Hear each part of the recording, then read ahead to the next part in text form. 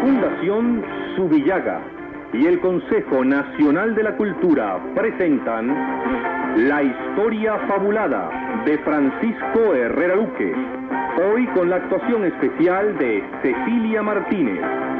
Producción Napoleón Bravo. Libretos y presentación Francisco Herrera Luque. Dirección general Enrique Failache.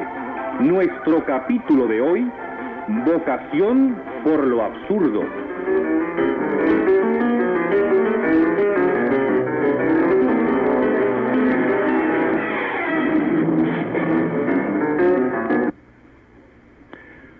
Todo hombre con un mínimo de inteligencia es capaz de encontrar la verdad en los hechos fundamentales de su existencia.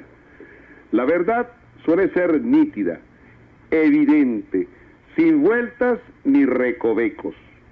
Muchos políticos en Venezuela, con objeto de justificar sus acomodaciones a la verdad, han sembrado en el pueblo venezolano sentimientos de minusvalía, haciendo valer exageradamente lo que se llama el juicio de autoridad.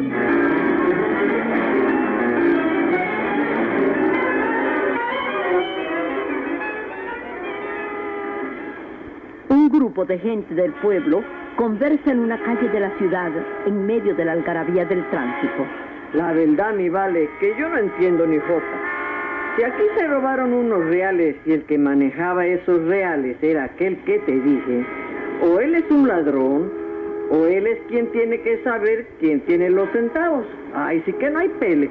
Eso mismo pensaba yo, hasta que me encontré con el doctor Garimucho y me explicó que la verdad jurídica no era igual a la verdad verdadera. ¿Y cómo es, hijo del diablo? Es que hay dos verdades acá, ¿no? A mí que me registren.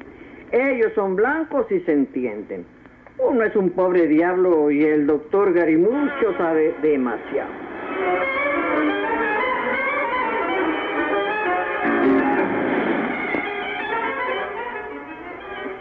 Nuestra vida política, presente y pasada, rebosa de los más increíbles y risibles absurdos. Alguien dijo una vez que Venezuela es tan paradojal que la conquista la hicieron los indios y la independencia los españoles. En 1909, el presidente constitucional de Venezuela, el general Cipriano Castro, derrocado por el entonces vicepresidente Juan Vicente Gómez, intentó una acción armada contra el usurpador. La Corte Suprema de Justicia, el más alto tribunal de la República, haciendo caso omiso de ser Castro el gobernante hasta cierto punto legítimo y el otro un presidente frontalmente de facto, declaró que el general Juan Vicente Gómez tenía toda la razón y que el cabito, además de traidor a la patria, amenazaba la paz de la República. Con razón, Conchepiña, un cochero caraqueño de principios de siglo, le dice a otro: A mí no me gusta Castro, pero esta guarandinga no hay que la entienda. ¿Cómo es posible que se le siga a juicio a un señor que trata de recuperar su coroto cuando se lo quitaron por mampuesto y a traición? Yo no sé por qué te extrañas. En Venezuela pierde el pistolo. Eso lo tengo yo por sabido y desde hace mucho tiempo.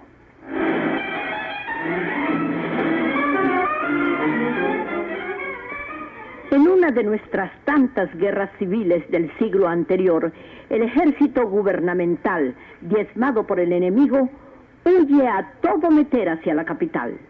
El general que las comanda, en uso de ese nacional absurdismo, envía el siguiente parte de guerra al ansioso presidente.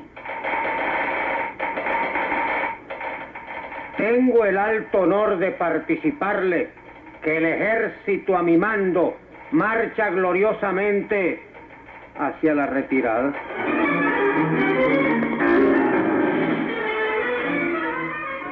El sumum, la quinta esencia de la desfachatez, la encontramos en este hecho rigurosamente histórico.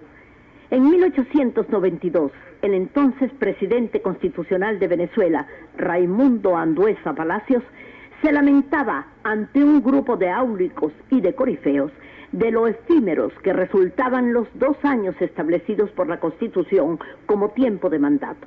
a lo que su interlocutor, un señor de apellido Amengual, le responde. Tiene razón, presidente. 2 años pasan volando. No ha terminado de calentar la silla cuando ya la están aflojando para dársela a otro. Usted haría que el Congreso modificase la Constitución y le prolongase el mandato por varios años más. Bien. Eso es lo que se hace, mi doctor. El país lo ama, el país lo quiere. No sé qué decir, Amengual. ¿Y si se desencadena una guerra? ¿Qué guerra, mi presidente? En Venezuela ya ni los gallos pelean. Hay que traerlos de Puerto Rico.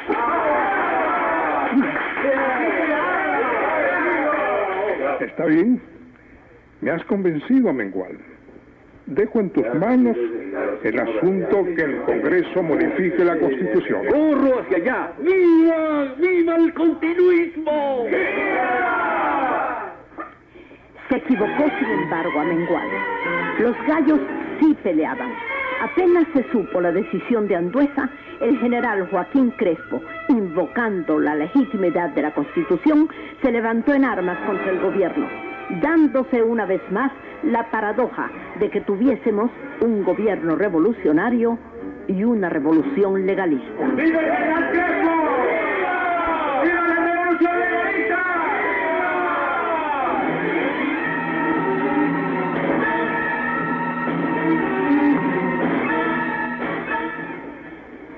Luego de 6 meses de luchas y escaramuzas, Andueza fue derrocado y el 12 de octubre de 1892, en medio del mayor aguacero que recuerde la historia, entró triunfal a Caracas el Sambo de Parapara, entronizándose en el poder hasta 1898, fecha en la que pretendió imponer como presidente al general Ignacio Andrade, lo que aparejó la revolución de Cipriano Castro y de su compadre Juan Vicente Gómez.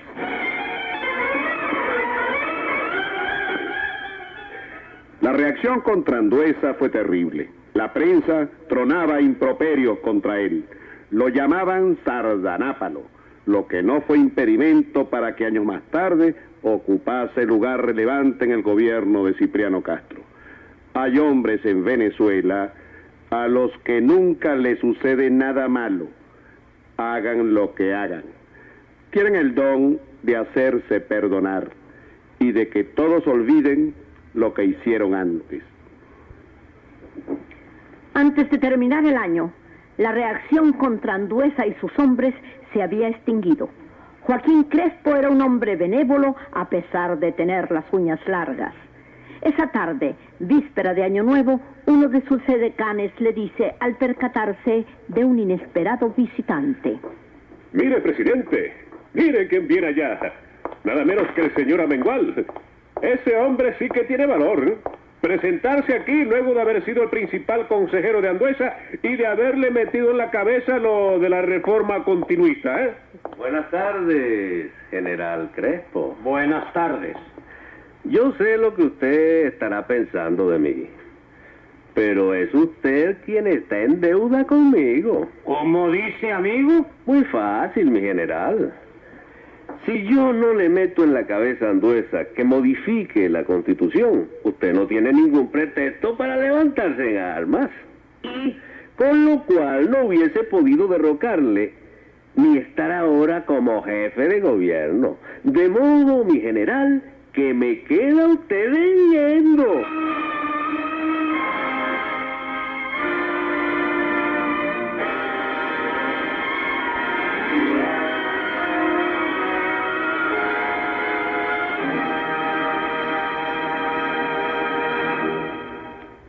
La Fundación Zubillaga y el Consejo Nacional de la Cultura presentaron La Historia Fabulada de Francisco Herrera Luque.